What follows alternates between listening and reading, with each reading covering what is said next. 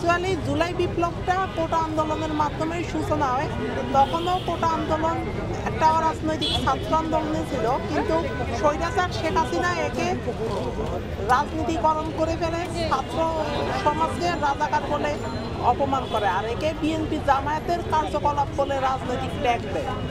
যার ফলে শেখ হাসিনার গুন্ডা বাহিনী সারা দেশে স্টুডেন্টদের উপর ঝাঁপিয়ে পড়ে। রংপুরে আবু সাইদ, চট্টগ্রামে ওয়াসিম আকরাম সহ গত বছর জুলাইয়ে এরকম বেশ কয়েকজন স্টুডেন্ট মারা যায়। এরপর 18ই জুলাই কমপ্লিট শাটডাউন আসে, আর সেখান থেকেই আন্দোলন নতুন মাত্রা লাভ করে। আমরা সর্বস্তরের ছাত্ররা বুঝতে পারি যে এই ফ্যাসিস্ট হাসিনা আমাদের কোনো ন্যায্য দাবি মানবে না।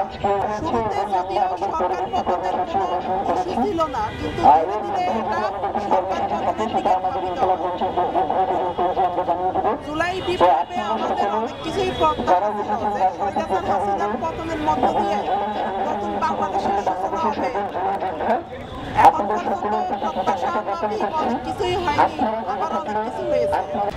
বর্তমান সরকারের কাছে আমাদের প্রত্যাশা হলো যে প্রয়োজনীয় সংস্কার, জুলাই গণহত্যা থেকে শুরু করে সকল অপকর্মের বিচার হতে হবে, এবং আমরা এই জুলাই মাসের মধ্যেই জুলাই বিপ্লবের ঘোষণাপত্র বা জুলাই চার্টার দেখতে চাই।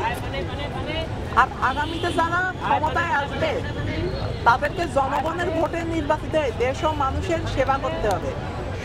স্বৈরাচার হাসিনার পরিণতির কথা স্মরণে রেখে তাদেরকেও শিক্ষা নিতে হবে যে স্বৈরাচারের পরিণতি কখনো ভালো হয় না। আগামীতে কেউ যদি আল্লাহ না করুক স্বৈরাচার হয়ে ওঠে, দেশের বুকে আবারও জুলাই নেমে আসবে। আমরা আগামীতে যে বা যারা স্বৈরাচার হোক পতন ঘটাবো ইনশাল্লাহ। জুলাই মাসে আন্দোলনে যারা আহত হয়েছে এখন পর্যন্ত অনেকেই সঠিক চিকিৎসা পায়নি, প্রয়োজনীয় আর্থিক সহায়তা পায়নি। এক্ষেত্রে সরকারের ব্যর্থতা অবশ্যই রয়েছে। সরকার এখানে আহতদের সঠিক পরিসংখ্যান করে তাদের চিকিৎসা, প্রয়োজনীয় আর্থিক সহায়তা সহ উপযুক্ত পুনর্বাসন করতে ব্যর্থ হয়েছে। বাংলাদেশের একজন সাধারণ নাগরিক হিসেবে আমার প্রত্যাশা যে এদেশে নির্বাচন হতে হবে।